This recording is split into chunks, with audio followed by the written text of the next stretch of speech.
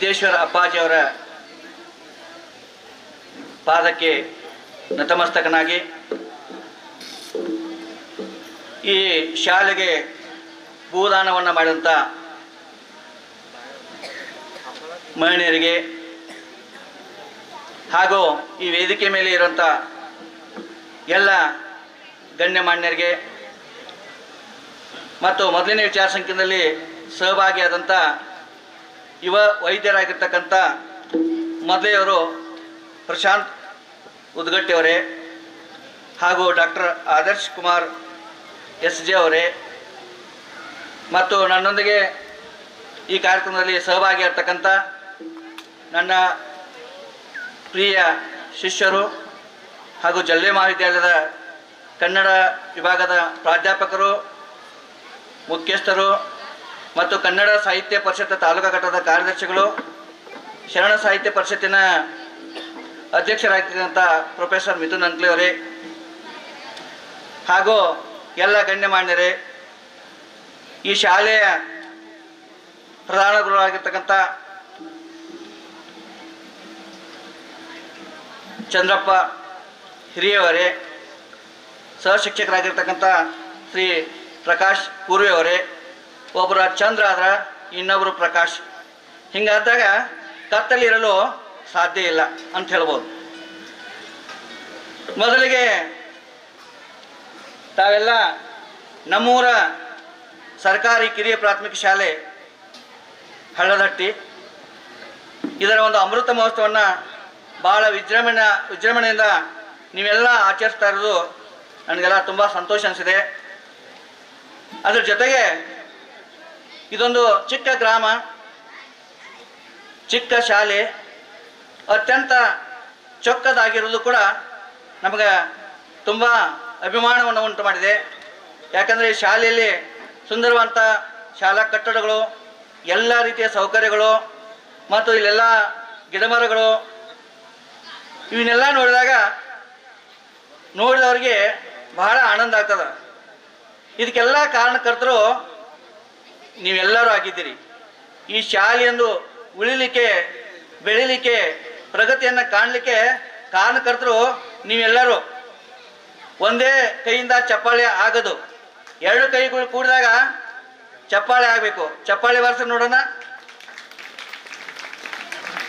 ಹಾಂ, ಚಪ್ಪಾಳೆ ತಟ್ಟೋದ್ರಿಂದ ಏನಾಗ್ತದ, ಒಂದು ಪ್ರೋತ್ಸಾಹ ಸಿಗ್ತದ ಮತ್ತು ನೀವೆಲ್ಲರೂ ಎಚ್ಚರವಾಗ್ತೀರಿ. ಜೊತೆಗೆ ಆರೋಗ್ಯ ದೃಷ್ಟಿಯಿಂದ ಕೂಡ ಅದು ಬಹಳ ಉತ್ತಮ. ಅದಕ್ಕೆ ಚಪ್ಪಾಳೆಯನ್ನು ತಟ್ಟಬೇಕಾಗ್ತದೆ. ಈ ಸಂದರ್ಭದಲ್ಲಿ ನನಗೆ ಕೊಟ್ಟಂಥ ವಿಷಯ ಬದಲಾವಣೆಗಾಗಿ ಬದುಕು, ಬದಲಾವಣೆಗಾಗಿ ಬದುಕು. ನೋಡ್ರಿ, ಹೀಗೆಲ್ಲ ನೀವು ಈ ಶಾಲೆಯನ್ನು ನೋಡಿದಿರಿ. ಮೊದಲಿಗೆ ಅದು ಹೇಗಿತ್ತು, ಹೀಗೆ ಹೇಗಾಗಿದೆ, ಹೊಸ ಬದಲಾವಣೆ ಆಗಿದೆ ಅಲ್ಲೋ, ಇದು ನಿಜವಾದ ಬದಲಾವಣೆ. ಹೀಗೆ ಒಂದು ಉತ್ತಮ ಅಂತ ಬದಲಾವಣೆ ಪ್ರತಿಯೊಬ್ಬರ ಜೀವನದಲ್ಲಿ ಇರಬೇಕು. ಬದುಕು ಅಂದರೆ ಜೀವನ. ಜೀವನ ನಿಂತು ನೀರಾಗಬಾರ್ದು.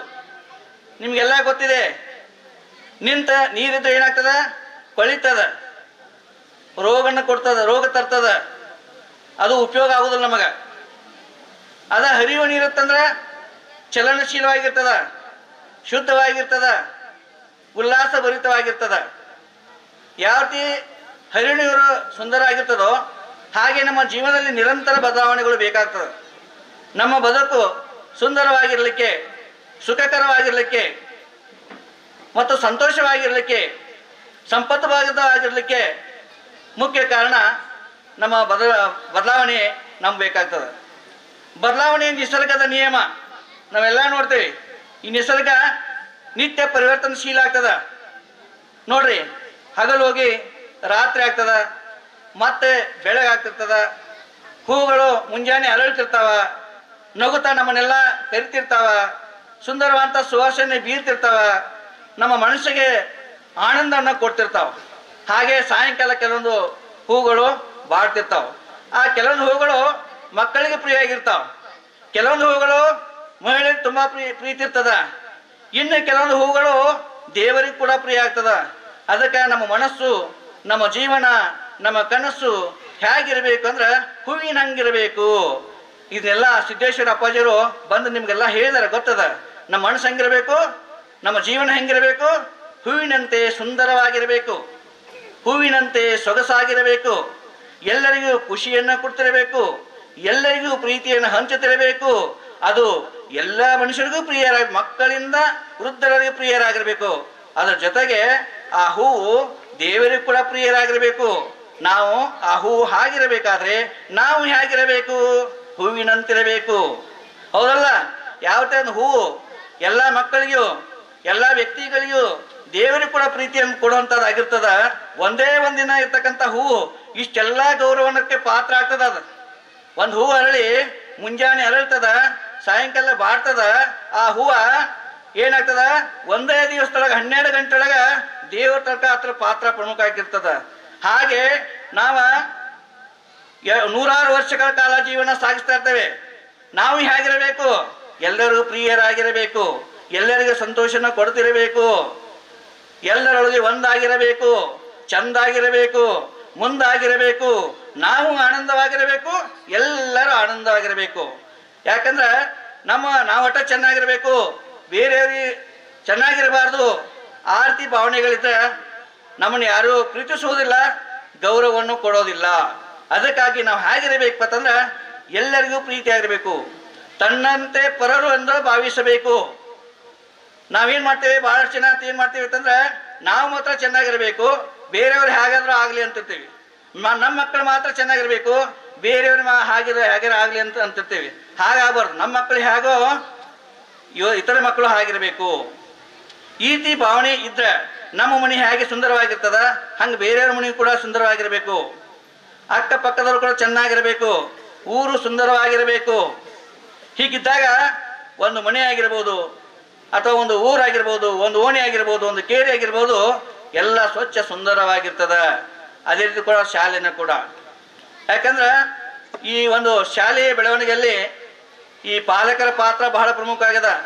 ಊರಿನ ಹಿರಿಯರ ಗಣ್ಯರ ಪಾತ್ರ ಕೂಡ ಬಹಳ ಪ್ರಮುಖ ಆಗಿದೆ. ಜನಪ್ರತಿನಿಧಿಗಳ ಪಾತ್ರ, ಸರ್ಕಾರದ ಪಾತ್ರ ಕೂಡ ಬಹಳ ಮುಖ್ಯ ಆಗ್ತದೆ. ಹೇಗೆ ಒಂದು ಕಟ್ಟಡ ಆಗ್ಬೇಕಾದ್ರೆ 4 ಸ್ತಂಭಗಳು, 4 ಗೋಡೆಗಳು ಬೇಕು, ಹಾಗೆ ಈ ಶಿಕ್ಷಣ ನೀಡಲಿಕ್ಕೆ, ಒಂದು ಶಾಲೆ ನಡೀಲಿಕ್ಕೆ ಏನು ಬೇಕು ಅಂತಂದ್ರೆ ಬಾಲಕ, ಪಾಲಕ, ಶಿಕ್ಷಕ ಮತ್ತು ಸರ್ಕಾರ, ಇವು ಅಥವಾ ಸಮಾಜ, ಇವೆಲ್ಲ ಚೆನ್ನಾಗಿದ್ರೆ ಈ ಎಲ್ಲ ಒಂದು ಶೈಕ್ಷಣಿಕ ವ್ಯವಸ್ಥೆ ಚೆನ್ನಾಗಿ ನಡೀತದ. ಹಾಗೆ ಒಂದು ಕಟ್ಟಡ ಕೂಡ ಚೆನ್ನಾಗಿ ಆಗ್ತದ. ಅದಕ್ಕೆ ಈ ಶಾಲೆಯನ್ನು ನೋಡಿದಾಗ ಇಲ್ಲಿ ಮಕ್ಕಳು ಕೂಡ ಭಾಳ ಚೆನ್ನಾಗಿದ್ದಾರೆ, ಭಾಳ ಜಾಣರಿದ್ದಾರೆ. ಹಾಗೆ ಇಲ್ಲಿ ಶಿಕ್ಷಕರು ಕೂಡ ಭಾಳ ಕ್ರಿಯಾಶೀಲರಾಗಿದ್ದಾರೆ, ಆದರ್ಶ ಶಿಕ್ಷಕರಾಗಿದ್ದಾರೆ. ಅದಕ್ಕಿಂತ ಹೆಚ್ಚಾಗಿ ಪಾಲಕರು ಬಹಳ ಆತ್ಮೀಯವಾಗಿದ್ದಾರೆ, ಅನ್ಯೋನ್ಯವಾಗಿದ್ದಾರೆ. ಆಮೇಲೆ ಹಿರಿಯರು ಕೂಡ ಹೆಂಗಿದಾರಪ್ಪ ಅಂತಂದ್ರೆ ಒಬ್ರಿಗೊಬ್ರು ಸಹಕಾರವನ್ನು ಕೊಡ್ತಿರ್ತಾರೆ. ನೋಡೋ, ನಿಮ್ಮ ಇಲ್ಲಿ ಈ ಕಾರ್ಯಕ್ರಮದೊಳಗೆ, ಈ ಅಮೃತ ಮಹೋತ್ಸವದೊಳಗೆ ಹಳೆಯ ವಿದ್ಯಾರ್ಥಿಗಳು ಕೂಡ ಸಾಕಷ್ಟು ಭಾಗಿಯಾಗಿದ್ದಾರೆ. ಅಂದ್ರೆ ಅವರು ತಮ್ಮ ಶಾಲೆಯ ಬಗ್ಗೆ ಒಂದು ಗೌರವ, ಒಂದು ಅಭಿಮಾನ, ಇಂಥ ಒಂದು ಕಾರ್ಯಕ್ರಮ ನಡೆದಾಗ ತಮ್ಮ ಸಹಾಯ ಸಹಕಾರ ನೀಡಿ ಈ ಕಾರ್ಯಕ್ರಮದ ಮೆರುಗನ್ನು ಹೆಚ್ಚಿದವರು. ಅಂದ್ರೆ ಒಂದು ಸಂಘ ಆಗಲಿ, ಒಂದು ಸಂಸ್ಥೆ ಆಗಲಿ, ಒಂದು ಶಾಲೆ ಆಗಲಿ, ಒಂದು ಮನೆ ಆಗಲಿ, ಒಬ್ಬ ವ್ಯಕ್ತಿ ಆಗಲಿ, ಅದು ಶಕ್ತಿ ಆಗಬೇಕು ಅಂತಂದ್ರೆ ಒಳ್ಳೆಯ ಯುಕ್ತಿಗಳು ನಮ್ಮಲ್ಲೇ ಬೇಕು. ಅಂದಾಗ ನಮ್ಮ ಮುಕ್ತಿ ಸಿಗ್ತದ. ಅಂತ ಒಂದು ವ್ಯವಸ್ಥೆಯಲ್ಲಿ ನಮ್ಮ ಬದುಕು ಹೇಗಿರ್ಬೇಕು ಅಂತಂದ್ರೆ ಹೇಳ್ತಿರ್ತಾರೆ ಸಾಮಾನ್ಯೊಳಗೆ, ನಮ್ಮ ಬದುಕ ಬಂಗಾರ ಆಗಬೇಕು, ಶೃಂಗಾರ ಆಗಬೇಕು. ನಮ್ಮ ಬದುಕು ಬಂಗಾರವಾಗಬೇಕು, ಜೀವನ ಶೃಂಗಾರ ಆಗಬೇಕು, ಅದು ಹೆಂಗಾರ ಆಗಬಾರ್ದು ಅಂತ. ಅದ ಕಡೆ ಒಂದು ಹೇಳ್ತಿರ್ತಾರ, ಏನಂತಂದ್ರ ಇಟ್ಟ ಹೆಜ್ಜೆ ಅದೇ ಗತಿ, ಎತ್ತಿಟ್ಟ ಹೆಜ್ಜೆ ಪ್ರಗತಿ. ನೋಡಿ, ನಾವು ಇದ್ದಲ್ಲಿ ಇದ್ದೀವಪ್ಪ ಅಂತಂದ್ರೆ ನಮ್ಮ ಜೀವನದೊಳಗೆ ಏನು ಬದಲಾವಣೆ ಆಗೋದಿಲ್ಲ. ನಾವು ಒಂದು ಸ್ವಲ್ಪ ಎತ್ತಿಟ್ಟು ಮುಂದೆ ಹೋಗ್ಬೇಕಂತ ಪ್ರಯತ್ನ ಮಾಡಿದ್ರೆ ನಾವು ಒಳ್ಳೆಯ ಒಂದು ಪ್ರಗತಿಯನ್ನು ಸಾಧಿಸ್ಲಿಕ್ಕೆ ಸಾಧ್ಯ ಆಗ್ತದೆ. ಅದಕ್ಕೆ ಸ್ವಾಮಿ ವಿವೇಕಾನಂದರು ಒಂದು ಕಡೆ ಮಾತು ಹೇಳ್ತಿರ್ತಾರೆ, ನಮಗೆಲ್ಲ ಸಾಕಷ್ಟು ಗೊತ್ತದ ನಿಮ್ಮ ಸ್ವಾಮಿ ವಿವೇಕಾನಂದರ ಬಗ್ಗೆ. ಅವರು ಎಲ್ಲ ಅವ್ರ ಬಗ್ಗೆ ಕೇಳಿರಿ ನೀವು. ಅವ್ರದೊಂದು ಒಂದೇ ಒಂದು ಮಾತನ್ನು ನಾವು ತೆಗೆದುಕೊಳ್ಳೋಣ. ಎಲ್ಲರಿಗೂ ಹೇಳ್ತಾರೆ, ಅವ್ರು ಯುವಕರಿಗಾಗಲಿ ಮಕ್ಕಳೇ ಆಗಲಿ, ಅದು ಎಲ್ಲರಿಗೂ ಅನ್ವಯ ಆಗ್ತದೆ. ಹೇಳಿ, ಎದ್ದೇಳಿ, ನಿಮ್ಮ ಗುರಿ ಮುಟ್ಟದವರಿಗೆ ನಿಲ್ಲಬೇಡಿ. ನೋಡ್ರಿ ಎಷ್ಟು ಚಂದ ಹೇಳ್ತಿರ್ತಾರೆ. ನಾವೆಲ್ಲ ಮಲ್ಕೊಂಡಿರ್ತೇವೆ, ಸುದ್ದಿ ಇಲ್ದ ನಿದ್ದೆಯಾಗಿ ಬಿದ್ದುಬಿಟ್ಟಿರ್ತೇವೆ. ನಮ್ಮನ್ನ ಹಂಗ ಹೇಳಪ್ಪ ಅಂತಂದ್ರೆ ಹೆಂಗ ಹೇಳಂಗಿಲ್ಲ, ನಾವು ಹೇಳಪ್ಪ ಅಂತ ಹೇಳ್ಬೇಕಾಗ್ತದ. ಅವಾಗ ಹೇಳ್ತೇನೆ ಹಾ ಅಂತ ತಿಳ್ಕೊಂಡು ಹೇಳ್ತಿರ್ತೇವೆ. ಅದಕ್ಕೆ ಸ್ವಾಮಿ ವಿವೇಕಾನಂದರು ಮತ್ತೆ ಪ್ರೀತಿಯಿಂದ ಹೇಳ್ಯಾರ ಅವ್ರ, ಹೇಳ್ರಪ್ಪ, ಎದ್ದು ಹೇಳ್ರಪ್ಪ, ನಿಮ್ಮ ಕನಸು ಏನದ, ನಿಮ್ಮ ಗುರಿ ಏನದ, ಅದನ್ನು ಮುಟ್ಟಬೇಕಾದ್ರೆ ನೀವು ಸದಾ ಪ್ರಯತ್ನಶೀಲರಾಗಬೇಕು, ಕಾರ್ಯಪ್ರವೃತ್ತರಾಗಬೇಕು, ದುಡಿಬೇಕು. ಹಂಗೆ ದುಡ್ದಾಗ ನೀವು ಏನು ಜೀವನದಲ್ಲಿ ಕನಸನ್ನ ಗುರಿಯನ್ನು ಇಟ್ಟಿರ್ತೀರಿ ಅದಕ್ಕೆ ಮುಟ್ಲಿಕ್ಕೆ ಸಾಧ್ಯ ಆಗ್ತದ. ಮತ್ತು ನೀವೇನು ಬಯಸಿರ್ತೀರಿ ಅದನ್ನೆಲ್ಲ ಪಡೆದುಕೊಳ್ಳಿಕ್ಕೆ ನಮಗೆಲ್ಲ ಅನುಕೂಲ ಆಗ್ತದ. ಇಂಥ ಒಂದು ಅಮರವಾಣಿಯನ್ನು ಅವರು ಹೇಳಿದ. ಇನ್ನೊಂದು ಕಡೆ ಇವತ್ತು ಕುವೆಂಪು ಅವ್ರ ಜನ್ಮ ಇದೆ. ಅವರು ಸಾಕಷ್ಟು ವಿಚಾರಗಳ ಬಗ್ಗೆ ಹೇಳಿದ್ದಾರೆ. ನಾಡಿನ ಬಗ್ಗೆ ಹೇಳಿದ್ದಾರೆ, ಪರಿಸರದ ಬಗ್ಗೆ ಹೇಳಿದ್ದಾರೆ, ಜೀವನದ ಬಗ್ಗೆ ಹೇಳಿದ್ದಾರೆ, ಶಿಕ್ಷಣದ ಬಗ್ಗೆ ಹೇಳಿದ್ದಾರೆ, ಜ್ಞಾನ ವಿಜ್ಞಾನದ ಬಗ್ಗೆ ಹೇಳಿದ್ದಾರೆ, ಎಲ್ಲದರ ಬಗ್ಗೆನೂ ಹೇಳಿದ್ದಾರೆ. ಅದರಲ್ಲೇ ಒಂದು ಮಾತು, ಅವ್ರ ಹೊಸಬಾಳಿನ ಗೀತೆ ಅಂತಕ್ಕಂಥ ಒಂದು ಪದ್ಯ ಬರ್ತದೆ. ಆ ಪದ್ಯದೊಳಗೆ ಒಂದು ಮಾತನ್ನು ಹೇಳ್ತಾರೆ, ಸರ್ವರಿಗೆ ಸಮಬಾಳು ಸರ್ವರಿಗೆ ಸಮಪಾಲು ಅಂತ ತಿಳ್ಕೊಂಡು. ಹೇಗಿರಬೇಕು, ನಾವು ಬದುಕಬೇಕು, ಇನ್ನೊಬ್ಬರಿಗೆ ಬದುಕಲಿಕ್ಕೆ ಅವಕಾಶ ಕೊಡಬೇಕು ಅನ್ನುವಂಥ ಅರ್ಥದೊಳಗೆ ಅವರಲ್ಲಿ ಹೇಳಿದ್ದಾರೆ. ಇನ್ನೊಂದು ಮಾತನ್ನು ಹೇಳ್ತಿರ್ತಾರೆ, ಇಂದು ನೀವು ಹೇಳದಿದ್ದರೆ ನಿಮ್ಮವರ ಬಾಳು ಎಂದೆಂದು ಗೋಳು. ಅವರೊಂದು ಮಾತು ಹೇಳ್ತಾರೆ, ನೀವಿವತ್ತು ಎಚ್ಚರ ಆಗಲಿಲ್ಲ, ನೀವಿವತ್ತು ಜಾಗೃತ ಆಗಲಿಲ್ಲ, ನೀವಿತ್ತು ವಿಚಾರ ಮಾಡಲಿಲ್ಲ ಅಂತಂದ್ರೆ ನಿಮ್ಮ ಜೀವನ ಏನಾಗ್ತೈತಪ್ಪ ಅಂತಂದ್ರೆ ಗೋಳಾಗಿಬಿಡ್ತದೆ. ಮತ್ತು ಮುಂದಿನ ಜನಾಂಗ ಕೂಡ ಒಂದು ಗೋಳಾಗಿಬಿಡ್ತದೆ, ಕಷ್ಟ ಬರ್ತದೆ. ಅದಕ್ಕೆ ನೀವು ಹೇಳಬೇಕು, ನಿಮ್ಮ ಒಂದೊಂದು ರಕ್ತದ ಬಿಂದು ಅದು ಜೀವನದ ಸಿಂಧುವಾಗಿ ಇರ್ತದೆ. ನೋಡ್ರಿ, ನಾವು ಇವತ್ತು ಏನೇನ ಕಷ್ಟಪಡ್ತೇವೆ, ಪರಿಶ್ರಮ ಪಡ್ತೇವೆ, ಅದು ಉತ್ತಮ ಅಂತ ಫಲವನ್ನು ನಮಗಾಗಲಿ ಅಥವಾ ನಮ್ಮ ಸಮಾಜಕ್ಕೆ, ನಮ್ಮ ಮಕ್ಕಳಿಗೆ ಅದು ಕೊಡಲಿಕ್ಕೆ ಸಾಧ್ಯ ಆಗ್ತದೆ. ಈ ನಿಟ್ಟಿನೊಳಗೆ ನಮ್ಮ ಬದಲಾವಣೆ ಆಗಬೇಕು.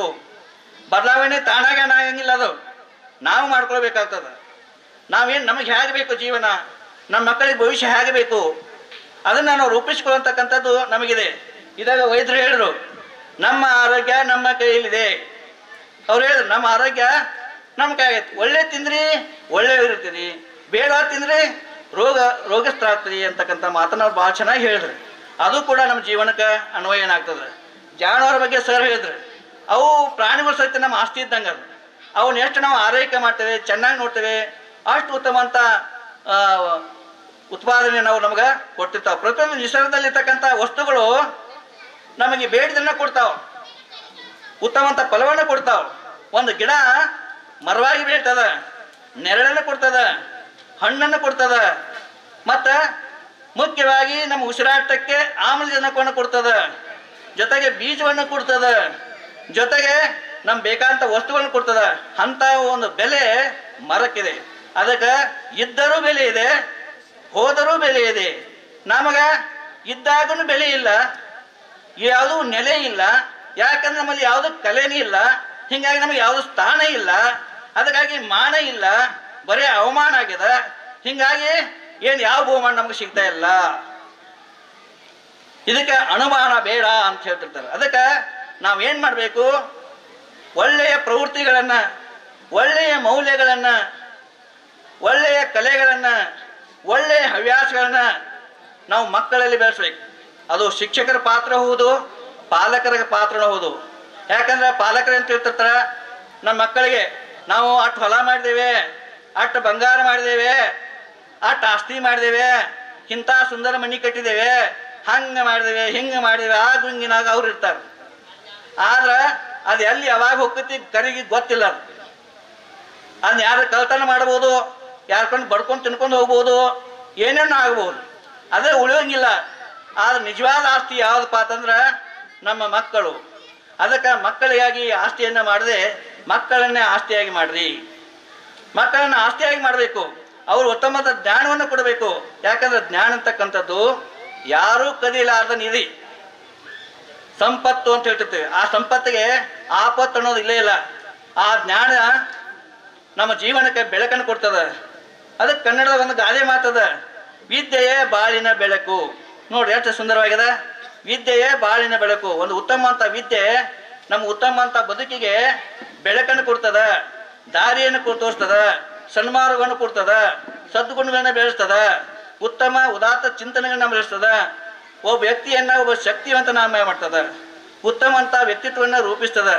ಇಂಥ ಶಕ್ತಿ ನಾವು ವಿದ್ಯೆಗಿದೆ, ಶಿಕ್ಷಣ ಇದೆ. ಅದಕ್ಕೆ ಶಿಕ್ಷಣವೇ ಶಕ್ತಿ ಅಂತ ಕೂಡ ಒಂದು ಕಡೆ ಕರೆದಿರ್ತಾರೆ.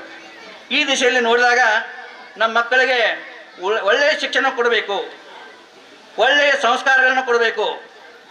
ಅಂದಾಗ ಮಾತ್ರ ಆ ಮಕ್ಕಳು ಉತ್ತಮ ಅಂತ ಜೀವನ ರೂಪಿಸ್ಕೊಳ್ಳಿಕ್ಕೆ ಸಾಧ್ಯ ಆಗ್ತದೆ. ಈಗ ಪ್ರತಿಯೊಬ್ಬರು ಪಾಲಕರಿಗೆ ಏನಿರ್ತದಪ್ಪ ಅಂತಂದ್ರೆ ನಮ್ಮ ಮಕ್ಕಳು ಹಾಗಾಗಬೇಕು, ಹೀಗಾಗಬೇಕು, ಏನೇನೋ ಆಗ್ಬೇಕು ಅಂತ ಕನ್ಸ್ಕೊಂಡಿರ್ತಾರೆ. ಇನ್ನು ಮಕ್ಕಳು ಹುಟ್ಟಿರಂಗಿಲ್ಲ, ಹುಟ್ಟೋಕ್ಕಿಂತ ಮೊದಲು ತೊಟ್ಟಲಾಗ ಕಟ್ಟಿರಂತಿರ್ತಾರಲ್ಲ, ನಿಮಗೆಲ್ಲ ಗೊತ್ತದ, ಕೊಂಚಿಗೆ ಹೊಲ್ದ್ರ ಅಂತ ತಿಳ್ಕೊಂಡು. ಆವಾಗ ನಮ್ಮ ಕನಸುಗಳು ಚಾಲು ಆಗಿರ್ತಾವೆ. ಇನ್ನು ಮಕ್ಕಳಾದ ಮೇಲೆ ನಮ್ಮವು ಹೀಗೆ ಆಗಬೇಕು, ಹಾಗೆ ಆಗಬೇಕು ಎಲ್ಲ ನಾವು ಬಯಸಿರ್ತೇವೆ. ಹೌದು, ಸರಿ, ಎಲ್ಲರಿಗೂ ಇರ್ತದೆ. ಹಾಗೆ ನೀವು ಹೇಗೆ ಕನಸುಗಳನ್ನ ಕಟ್ಟಿರ್ತೀರಿ, ಹಾಗೆ ಒಂದು ಹಳ್ಳಿಯೊಳಗೆ ಒಬ್ಬ ಜಾನಪದ ಮಹಿಳೆ ಒಂದು ಕನಸನ್ನು ಕಟ್ಟಿರ್ತಾವೆ. ದಯವಿಟ್ಟು ಈ ಮಾತನ್ನ ಎಲ್ಲರೂ ಕೇಳ್ರಿ. ನಿಮ್ಮಂಗೆ ಒಬ್ಬ ತಾಯಿಯವರು ನೀವು ಹೇಗೆ ತಂದೆ ತಾಯಿಗಳನ್ನ ಮಕ್ಕಳಿಗೆ ಕನಸನ್ನು ಕಟ್ಟಿರ್ತೀರಿ, ಹಾಗೆ ಏನೂ ಶಾಲೆಯಿಂದ ಕಲೀಲಾರಂಥ ಒಬ್ಬ ಹೆಣ್ಣು ಮಗಳು ಒಂದು ಮಗುವಿನ ಬಗ್ಗೆ ಕನಸನ್ನು ಕಟ್ಟಿರ್ತಾವೆ. ತನ್ನ ಮಗು ಹೇಗಾಗಬೇಕು ಅಂತ ವಿಚಾರ ಮಾಡ್ತಾವೆ. ನೀವು ಕೂಡ ವಿಚಾರ ಮಾಡಿದಿರಿ. ಆದ್ರೆ ಅವಳು ಆರ್ತಿ ವಿಚಾರ ಮಾಡ್ತಾಳೆ.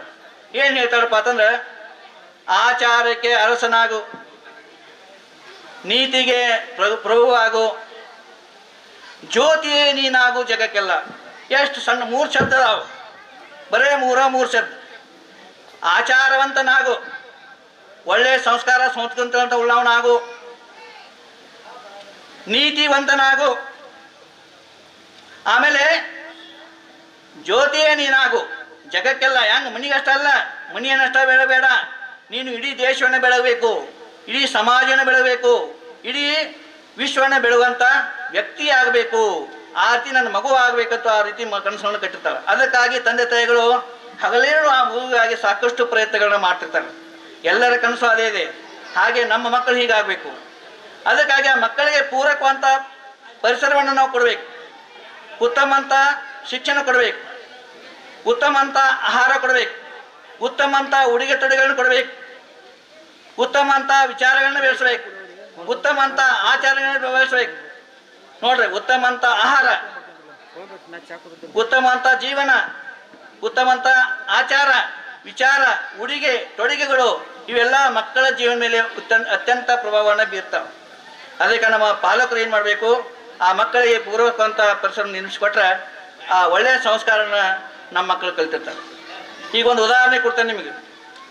ಈ ಪರಿಸರ ಅಂತಕ್ಕಂಥದ್ದು, ಈ ಪ್ರಕೃತಿ ಒಂದು ಮೂಲ ವಸ್ತು. ಈ ಪ್ರಕೃತಿ ಇರ್ತಕ್ಕಂಥ ವಸ್ತುಗಳನ್ನು ಬಯಸಿದಾಗ ಒಂದೊಂದು ರೀತಿ ಆಗ್ತದೆ. ಅದಕ್ಕೊಂದು ಉದಾಹರಣೆಯನ್ನು ಕೊಡ್ತೇನೆ ನಿಮಗೆ. ತಮಗೆಲ್ಲ ಬಹುಶಃ ಎಲ್ಲರಿಗೂ ಗೊತ್ತಿದೆ, ಕಬ್ಬು ಇದೊಂದು ಪ್ರಕೃತಿ.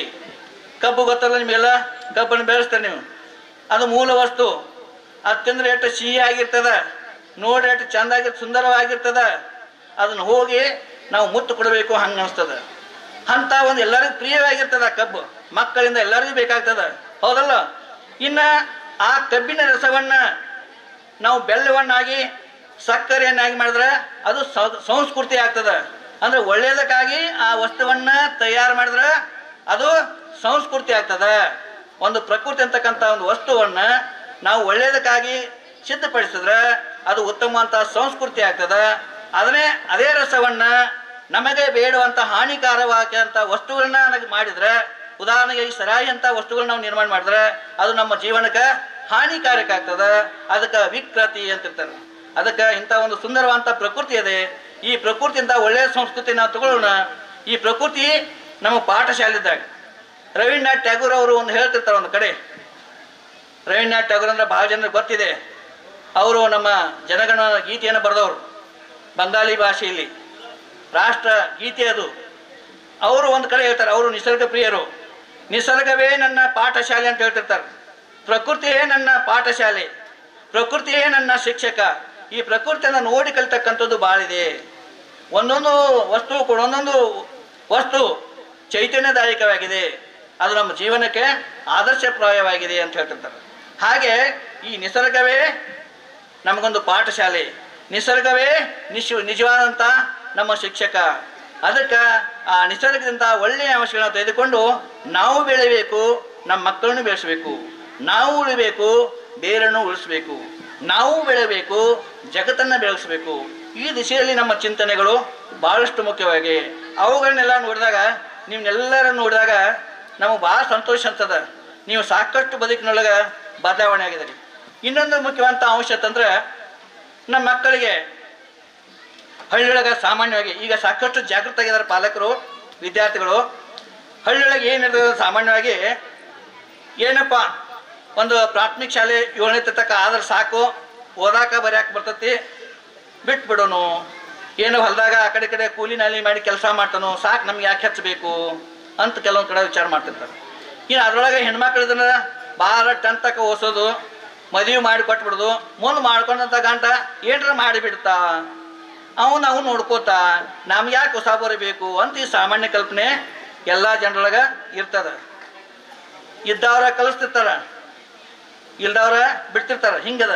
ಆದ್ರೆ ಸರ್ಕಾರ ಎಲ್ಲ ಯೋಜನೆಗಳನ್ನ ನಮಗೆ ಕೊಟ್ಟಿದೆ. ನಾವು ಅದರ ಉತ್ತಮ ಅಂತ ಲಾಭವನ್ನು ಪ್ರಯೋಜನವನ್ನು ಪಡ್ಕೊಳ್ಳೋದು ನಮ್ಮ ಕೈಯಾಗದ.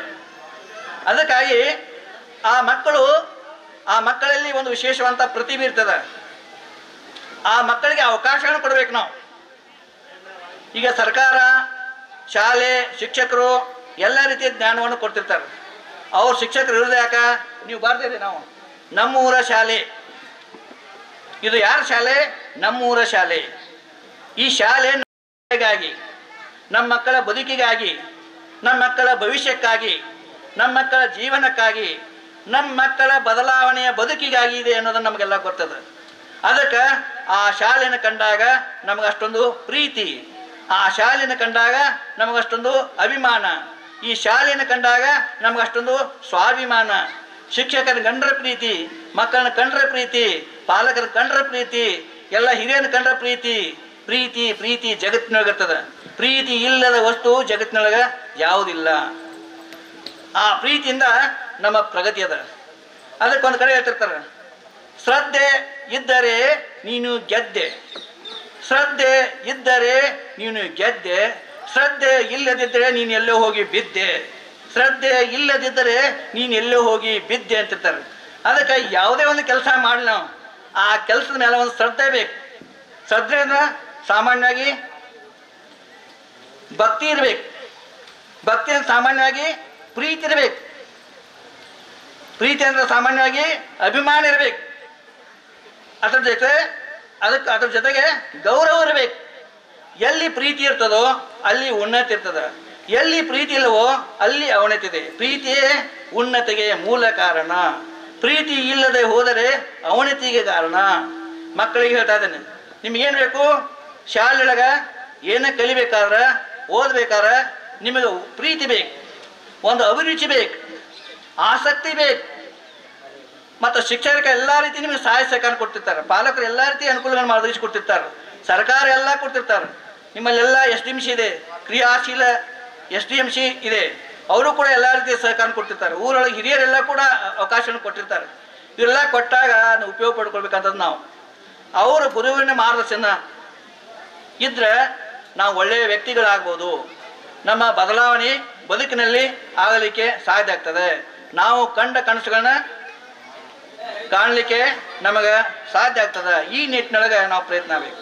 ಆಗಲೇ ಹೇಳಿ ನಿಮಗೆ, ನಮ್ಮ ಹೆಣ್ಮಕ್ಳನ್ನ ಮದುವೆ ಮಾಡಿಕೊಡ್ತೇವೆ, ಗಂಡು ಮಕ್ಕಳನ್ನ ಶಾಲೆ ಬಿಡಿಸ್ಬಿಡ್ತೇವೆ, ಈ ರೀತಿ ಆಗಬಾರ್ದು. ಒಬ್ಬ ವ್ಯಕ್ತಿ ಏನೇನಾಗ್ಬೋದು, ಇಂಥ ವೈದ್ಯರಾಗ್ಬೋದು, ಅಂಥ ಎಲ್ಲ ಹಿರಿಯರಾಗ್ಬೋದು, ಅವ್ರ ಸಮಾಜಕ್ಕೆ ಎಷ್ಟು ಅವ್ರದ್ದು ಕೊಡುಗೆ ಇದೆ, ಹೌದಲ್ಲ.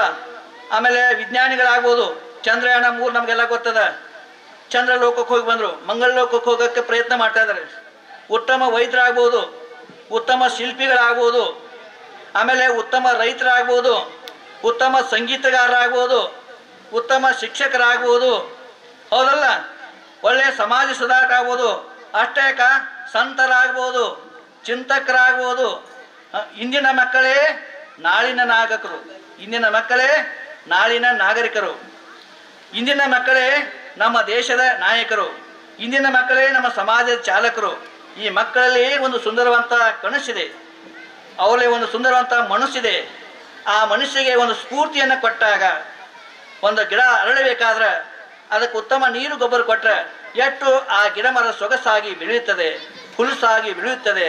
ಹಾಗೆ ನಮ್ಮ ಮಕ್ಕಳಿಗೆ ಉತ್ತಮ ಸಂಸ್ಕಾರಗಳನ್ನು, ಅವರ ಅಗತ್ಯತೆಗಳನ್ನ ನಾವು ನೀವೆಲ್ಲರೂ ಕೂಡಿ ಮಾಡಿಕೊಟ್ಟಾಗ ಆ ಮಕ್ಕಳು ಸುಂದರವಾಗಿ ಬೀಳ್ತಾರೆ. ಗಿಡವಾಗಿ ಬಗ್ಗೋದು ಮರವಾಗಿ ಬಗ್ಗಿತೆ ಅಂತ ನಾನು ನೋಡಿದೆ. ನಾವು ಚಿಕ್ಕದಾದಾಗ ತಿದ್ದಿ ತೀಡಿ ಅವರಿಗೆ ಬುದ್ಧಿಯನ್ನು ಹೇಳಬೇಕು, ಅವ್ರನ್ನ ಸಿದ್ಧಿಯಲ್ಲಿ ಕೊಟ್ಟು ಸಾಧಕನಾಗಿ ಮಾಡಬೇಕು. ಇವತ್ತು ಉತ್ತಮ ಎಲ್ಲ ಸಾಧಕರನ್ನ ನಾವು ಕಾಣ್ತಿರ್ತೀವಿ. ಆ ಸಾಧನೆಗೆ ಮೂಲ ಕಾರಣ ಇಂಥ ಶಿಕ್ಷಣ ಸಂಸ್ಥೆಗಳು.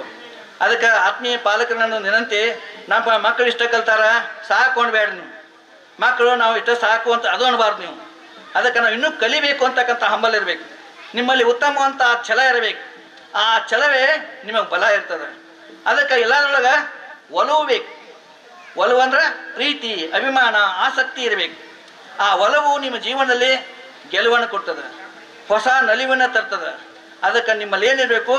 ಛಲ ಇರಬೇಕು. ನಿಜವಾದ ಛಲ ಹೊಂದಿದ್ದರೆ ಅದೇ ನಿಮಗೆ ಬಲವಾಗಿ ನಿಮ್ಮ ಗೆಲುವಿಗೆ ಕಾರಣ ಆಗ್ತದೆ. ಅದಕ್ಕೆ ನಾವು ಪಾಲಕರು ಏನು ಮಾಡಬೇಕಪ್ಪ ಅಂತಂದ್ರೆ, ನಮ್ಮ ಮಕ್ಕಳಿಗೆ ಇನ್ನೂ ಹೆಚ್ಚಿನ ಶಿಕ್ಷಣ ಕೊಡಬೇಕು. ಅವರ ಪ್ರತಿಭೆ, ಅವರ ಕಲೆ ಈ ಜಗತ್ತಿಗೆ ಉತ್ತಮ ಅಂತ ಕಾಣಿಕೆ ಕೊಡಬೇಕು. ಅಕಸ್ಮಾತ್ ಸ್ವಾಮಿ ವಿವೇಕಾನಂದರಿಗೆ, ಆ ನರೇಂದ್ರನಿಗೆ ಅಂಥ ಅವಕಾಶಗಳು ಕೊಡದೇ ಇದ್ದರೆ, ತಂದೆ ತಾಯಿಗಳು ಅಥವಾ ರಾಮಕೃಷ್ಣ ಪರಮಹಂಸರು ಅವರ ಒಂದು ಸ್ಪರ್ಶ ಮಾಡಿ ಅವರಿಗೆ ಒಂದು ಜ್ಞಾನೋದಯ ಮಾಡದೇ ಇದ್ದರೆ, ಆ ಸ್ವಾಮಿ ವಿವೇಕಾನಂದರು ಚಿಕಾಗೋಕ್ಕೆ ಹೋಗಿ ನಮ್ಮ ಭಾರತೀಯದ ಹಿರಿಮೆಯನ್ನು ಸಾರುತ್ತಿದ್ದಾರೆ. ನೋಡ್ರಿ, ಆ ಮಗುವಿನ ಪಾತ್ರ ಅಷ್ಟದ, ಗುರುವಿನ ಪಾತ್ರ ಅಷ್ಟದ, ಆಮೇಲೆ ಪಾಲಕರ ಪಾತ್ರ ಕೂಡ ಅಷ್ಟೇ ಇದೆ. ಹಾಗೆ ಒಬ್ಬ ಕುವೆಂಪು ಅಂತವರು ಒಬ್ಬರು ಕವಿ ಆಗಬೇಕಾದ್ರೆ ತಂದೆ ತಾಯಿಗಳ ಪಾತ್ರ ಮುಖ್ಯದ, ಗುರುಗಳ ಪಾತ್ರ ಕೂಡ ಅದ. ಅವರು ಮೊದಲು ಶಾಲೆ ಕಲಿಯೊಳಗೆ ಏನು ಮಾಡ್ತಿದ್ರು? ಇಂಗ್ಲೀಷಲ್ಲಿ ಗೀತೆಗಳನ್ನ ಬರ್ತಿದ್ರು. ಏನೋ ನೋಡಿದನ್ನ ಕಂಡದನ್ನು ಬರಿಬೇಕಂತ ಅವ್ರ ಆಸೆ ಇತ್ತು. ಬರವಣಿಗೆ ಒಂದು ಶೈಲಿ ಚೆನ್ನಾಗಿತ್ತು, ಅವರು ಬರಿತಿದ್ರು. ಅದನ್ನ ಏನು ಮಾಡಿದ್ರು? ಇಂಗ್ಲೀಷ್ನೊಳಗೆ ಬರಿಬೇಕಂತ ಪ್ರಯತ್ನ ಮಾಡ್ತಿದ್ರು. ಅವಾಗ ಅವ್ರಿಗೊಬ್ರು ಗುರುಗಳು ಏನೋ ಇಂಗ್ಲೀಷ್ ಚೆನ್ನಾಗಿ ಬರ್ತಿದ್ರು. ಅವಾಗ ಅವ್ರು ಏನಂದ್ರಪ್ಪ ಅಂತಂದ್ರೆ, ನೀನು ಏನು ಮಾಡು, ನಿನ್ನ ಭಾಷೆಯಲ್ಲಿ ನೀ ಬರೀ, ನಿನ್ನಲ್ಲಿ ಒಳ್ಳೆಯ ಪ್ರತಿಭೆ ಇದೆ ಅಂತಕ್ಕಂಥ ಮಾತನ್ನು ಹೇಳಿದಾಗ ಅವರು ಬರೆದ್ರು, ಕನ್ನಡದಲ್ಲಿ ಬರೆದ್ರು. ಇವತ್ತು ರಾಷ್ಟ್ರಕವಿಯಾಗಿ, ವಿಶ್ವಕವಿಯಾಗಿ ಬೆಳಲಿಕ್ಕೆ ಕಾರಣ ಅದು. ಈಗ ಒಬ್ಬೊಬ್ಬರ ಮಹಾನ್ ವ್ಯಕ್ತಿಗಳನ್ನ ತೆಗೆದುಕೊಳ್ರಿ, ಒಬ್ಬೊಬ್ಬರು ವಿಜ್ಞಾನಿಗಳನ್ನ ತೆಗೆದುಕೊಳ್ರಿ, ಒಬ್ಬೊಬ್ಬರ ತ್ಯಾಗಿಗಳನ್ನ, ಯೋಗಿಗಳನ್ನ ತೆಗೆದುಕೊಳ್ರಿ. ಅವರೆಲ್ಲರೂ ಆಗಲಿಕ್ಕೆ ಕಾರಣ ಅಂತಂದ್ರೆ ಅವ್ರ ಮುಂದೆ ಬೆಳಲಿಕ್ಕೆ ಪ್ರೋತ್ಸಾಹ ಅವಕಾಶ ಕೊಟ್ಟಾಗ ಅಂಥ ಮಹಾನ್ ವ್ಯಕ್ತಿಗಳು, ಮಹಾನ್ ಚೇತನಗಳಾದರು. ಅದಕ್ಕೆ ನಮ್ಮ ಮಕ್ಕಳು ಕೂಡ ಮಹಾನ್ ವ್ಯಕ್ತಿಗಳಾಗಬೇಕು. ನಮ್ಮ ವ್ಯಕ್ತಿಗಳು ಕೂಡ ಬದಲಾವಣೆ ಆಗಬೇಕು. ಅವ್ರಿಗೆ ಉತ್ತಮ ಹೆಚ್ಚಿನ ಶಿಕ್ಷಣವನ್ನು, ಜ್ಞಾನವನ್ನು ಕೊಡೋ ನಿಟ್ಟಿನೊಳಗೆ ನಾವೆಲ್ಲ ಪ್ರಯತ್ನಶೀಲರಾಗಬೇಕು. ಅಂದಾಗ ಮಾತ್ರ ನಮ್ಮ ಬದಲಾವಣೆ ಬದುಕಿನಲ್ಲಿ ಆಗ್ತದೆ. ಅದಕ್ಕೆ ಬದಲಾವಣೆ ನಿಂತ ನೀರಲ್ಲ, ಹರಿವು ನೀರಿನಂತೆ ದಿನನಿತ್ಯವೂ ನಮ್ಮ ಬದುಕಿನಲ್ಲಿ ಬದಲಾವಣೆಗಳು ನಡೀತಿರ್ತವೆ. ಆ ನಮ್ಮ ಜೀವನದಲ್ಲಿ ಬದಲಾವಣೆಗಳನ್ನು ಮಾಡಿಕೊಂಡು ನಮ್ಮ ಬದುಕನ್ನು ಸುಂದರಗೊಳಿಸೋಣ, ನಮ್ಮ ಮಕ್ಕಳ ಬದುಕನ್ನು ಸುಂದರಗೊಳಿಸೋಣ, ನಮ್ಮ ಸಮಾಜದ ಜೀವನವನ್ನು ನಾವು ಸುಂದರಗೊಳಿಸೋಣ. ಒಟ್ಟಿನಲ್ಲಿ ನಾವು ಚೆನ್ನಾಗಿ ಬಾಳೋಣ, ಎಲ್ಲರಿಗೂ ಚೆನ್ನಾಗಿ ಬದುಕಲಿಕ್ಕೆ ಅವಕಾಶನ ಕೊಡೋಣ ಅಂತಕ್ಕಂಥ ಮಾತನ್ನು ಹೇಳಿ, ನನಗೆ ಇಲ್ಲಿ ಒಂದು ಸ್ವಲ್ಪ ಅವಕಾಶ ಕೊಟ್ಟಿದ್ರಿ, ನನ್ನನ್ನು ಇಲ್ಲಿ ಕರೆಸಿದ್ರು ನಮ್ಮ ಶಿಷ್ಯರು ಅಲ್ಲ, ನನ್ನ ಪ್ರಿಯ ಶಿಷ್ಯನನ್ನು ಭಾಳ ಸಂತೋಷ ಆಗ್ತದೆ. ಒಂದು ನಿಮಿಷ ಟೈಮ್ ತಗೋತೇನೆ ನಾನು. ಗುರುವಿಗೆ ಸಂತೋಷ ಆಗೋದು ಯಾವಾಗ ಪಾತಂದ್ರೆ, ಗುರುವನ್ನು ಮೀರಿಸಿದಾಗ ಶಿಷ್ಯರು ಗುರುವನ್ನು ಮೀರಿಸ್ಬೇಕು. ಗುರು ಗುಡಿ ಕಟ್ಟಿದಪ್ಪ ಅಂತಂದ್ರೆ ಶಿಷ್ಯ ಕೆಲಸ ಇಡಬೇಕು. ಹಂಗೆ ನಿಮ್ಮ ಮನೆ ಮಕ್ಕಳು ಏನು ಮಾಡಬೇಕು? ನಿಮಗಿಂತಲ ಉನ್ನತ ಸ್ಥಾನದೊಳಗೆ ಹೋಗಬೇಕು. ನಿಮಗೆ ಹೆಂಗೆ ಸಂತೋಷ ಆಗ್ತದೆ ಹಂಗೆ ಗುರುವಿಗೂ ಕೂಡ ಸಂತೋಷ ಆಗೋದು ಯಾಕಪ್ಪ ಅಂತಂದ್ರೆ, ನಮ್ಮ ಶಿಷ್ಯರು ಇವತ್ತು ನಾನು ಏನು ಅವತ್ತು ಕನಸ್ಕೊಂಡಿದ್ನೆ, ಎಲ್ಲ ವಿದ್ಯಾರ್ಥಿಗಳು ಆದರ್ಶ ಶಿಕ್ಷಕರಾಗಬೇಕು, ಕ್ರಿಯಾಶೀಲ ಶಿಕ್ಷಕರಾಗಬೇಕು, ನೀವು ಸಮಾಜಕ್ಕಾಗಿ ದುಡಿಬೇಕು, ಮಕ್ಕಳ ಭವಿಷ್ಯವನ್ನು ರೂಪಿಸಬೇಕು, ಅಂಥ ವ್ಯಕ್ತಿಗಳು ನೀವು ಆಗಬೇಕು, ಅಂಥ ಶಿಕ್ಷಣದ ಚೇತನ ನೀವು ಆಗಬೇಕು. ಆ ನೋಡುವ ದಿನಗಳು ನನಗೆ ಬರಬೇಕು ಅಂತ ನಾನು ಅವತ್ತು ಕನಸ್ಕೊಂಡು ಅವ್ರು ಹೇಳ್ತಾ ಇದ್ದದನ್ನು ಇವತ್ತು ಅವರೆಲ್ಲ ನನಸ್ತು ಮಾಡಿದರೆ ಅವ್ರಿಗೆ ಧನ್ಯವಾದಗಳು. ಅದೇ ರೀತಿ ಕೂಡ ಆ ಮಿಥುನ್ ಅಂಕ್ಲಿಯವರು ಕೂಡ ನನ್ನ ಶಿಷ್ಯರು. ಇಲ್ಲಿ ಬಹಳಷ್ಟು ಜನ ನನ್ನ ಶಿಷ್ಯ ಬಳಗ ಇದೆ, ಪ್ರತಿಯೊಂದು ಊರಿನೊಳಗದ. ಆ ಎಲ್ಲ ಶಿಷ್ಯರು ಏನಾದಪ್ಪ ಅಂತಂದ್ರೆ ಉನ್ನತ ಸ್ಥಾನದೊಳಗೆ ಹೋಗಿದ್ದಾರೆ, ಒಳ್ಳೆ ಉತ್ತಮವಂತ ವಾಗ್ಮಿಗಳಾಗಿದ್ದಾರೆ, ಸಮಾಜಕ್ಕೆ ಬೇಕಾಗಿದ್ದಾರೆ, ಗೌರವ ಗಂಟೆಗೆ ಪಾತ್ರರಾಗಿದ್ದಾರೆ. ಅಂಥದನ್ನು ನೋಡಿದಾಗ ಏನಾಗ್ತದಪ್ಪ, ನಮಗೆ ಸಂತೋಷ ಆಗ್ತದೆ. ಹಾಗೆ ನಮ್ಮ ಶಿಷ್ಯ ಗುರುಗಳನ್ನು ನೋಡಿದಾಗೆ, ನಮ್ಮ ಆತ್ಮೀಯ ಮಿತ್ರರು ನೋಡಿದಾಗ, ನಮ್ಮೆಲ್ಲ ಆತ್ಮೀಯರು ಕೂತಾರಲ್ಲಿ, ನಸ್ನಾಪುರವರು, ಪಾಟೀಲ್ಸರು ಎಲ್ಲ ನಮ್ಮ ಆತ್ಮೀಯರೆಲ್ಲ ಬೇರೆ ಬೇರೆ ಕಾರ್ಯಕ್ರಮ ಮಾಡ್ತಿರ್ತೇವೆ, ಸಭೆ ಸಮಾರಂಭ ಸೇರ್ತಿರ್ತೇವೆ. ನಾವು ಕನ್ನಡ ಸಾಹಿತ್ಯ ಸಮ್ಮೇಳನಗಳತ್ತ ನಾವು ಭಾಳ ಅದ್ದೂರಿಯಾಗಿ ಮಾಡಿದ್ವಿ. ಆಮೇಲೆ ವಿದೇಶದೊಳಗಿದ್ದಾಗ ಒಂದು NSS ಕ್ಯಾಂಪನ್ನು ಕೂಡ ನಾವು ಭಾಳ ಮಾಡಿದ್ವಿ. ಸಾಕಷ್ಟು ಕಾರ್ಯಕ್ರಮ ನಾವು ಮಾಡ್ತಾ ಇದ್ದೇವೆ. ಎಲ್ಲ ನೋಡ್ತಾ ಈ ಊರಿನ ಸಹಕಾರ ಭಾಳ ಇದೆ ನಮಗೆ ನಮ್ಮೆಲ್ಲ ಕಾರ್ಯಕ್ರಮಗಳಿಗೆ. ಆಮೇಲೆ ಕನ್ನಡ ಕಾರ್ಯಕ್ರಮ ನಾವು ಮಾಡ್ತಿರ್ತೇವೆ, ಸಾಹಿತ್ಯ ಪರಿಷತ್ತಿನ ಪರವಾಗಿ ಸಾಕಷ್ಟು ಕಾರ್ಯಕ್ರಮ ಮಾಡ್ತಿರ್ತೇವೆ. ಇವೆಲ್ಲ ನಮ್ಮ ಶಿಷ್ಯ ಬಳಗ, ಎಲ್ಲ ಹಿರಿಯರು, ಎಲ್ಲ ಯುವಕ ಮಿತ್ರರು ನಮಗೆಲ್ಲ ಬಹಳಷ್ಟು ಸಹಾಯ ಸಹಕಾರ ಮಾಡಿದ್ವಿ. ಇವನ್ನೆಲ್ಲ ನೋಡಿದಾಗ ನಮ್ಗೆ ಭಾಳ ಸಂತೋಷ ಆಗ್ತದೆ. ನಾವು ಏನು ಗಳಿಸ್ಲಿಲ್ಲ, ಅದಕ್ಕೆ ನಾವು ಏನು ಉಳಿಸ್ಲಿಲ್ಲ. ನಾವು ಗಳಿಸಿದ್ದು, ಉಳಿಸಿದ್ದು, ಬೆಳೆಸಿದ್ದು ಒಂದೇ ಅಂದರೆ ನಮ್ಮ ವಿದ್ಯಾರ್ಥಿಗಳನ್ನು. ಅವರೇ ನಮ್ಮ ಸಂಪತ್ತು, ಅವರೇ ನಮ್ಮ ದೇಶದ ಸಂಪತ್ತು. ಹಾಗೆ ನಿಮ್ಮ ಮಕ್ಕಳು ಕೂಡ ನಮ್ಮ ಸಂಪತ್ತು, ಇವರೆಲ್ಲರೂ ಕೂಡ ನಮ್ಮ ಸಂಪತ್ತು. ನಾವು ಎಲ್ಲರಿಗೂ ಸಂಪತ್ತು ಆಗಬೇಕೇ ವಿನಃ ಆಪತ್ತಾಗಬಾರ್ದು. ಅದಕ್ಕೆಲ್ಲರೂ ಭಾಗ್ಯಶಾಲಿಗಳಾಗ್ರಿ, ಜೀವನದೊಳಗೆ ಜಯಶಾಲಿಯಾಗ್ರಿ, ನಿಮ್ಮ ಬದುಕನ್ನು ಬದಲಾವಣೆ ಮಾಡಿಕೊಳ್ಳ್ರಿ ಅಂತಕ್ಕಂಥ 2 ಮಾತುಗಳನ್ನು ಹೇಳಿ ನನ್ನನ್ನು ಇಲ್ಲಿ ಕರೆದು ಗೌರವಿಸೋದಕ್ಕಾಗಿ 2 ಮಾತುಗಳು ನಿಮ್ಮ ಜೊತೆ ಹಂಚಿಕೊಳ್ಳೋದಕ್ಕಾಗಿ ಅವಕಾಶ ಮಾಡಿಕೊಟ್ಟಾಗಾಗಿ ನಮಗೆಲ್ಲರಿಗೂ ತುಂಬ ಹೃದಯದ ಧನ್ಯವಾದಗಳು. ನನ್ನ ಮಾತಿಗೆ ವಿರಾಮವನ್ನು ಕೊಟ್ಟು ಸುಮ್ಮನೆ ಅಲ್ಲಿ ಕೂತುಕೊಳ್ತೇನೆ. ಧನ್ಯವಾದಗಳು. ತುಂಬ ಹೃದಯದ ಧನ್ಯವಾದಗಳು. ಇದೀಗ ಶ್ರೀ ಮಿಥುನ್ ಅಂಕ್ಲಿ ಸರ್, ಶರಣ ಸಾಹಿತ್ಯ ಪರಿಷತ್ತು ನಿಪ್ಪಾಣಿಯ ಅಧ್ಯಕ್ಷರು, ಕೆಲವು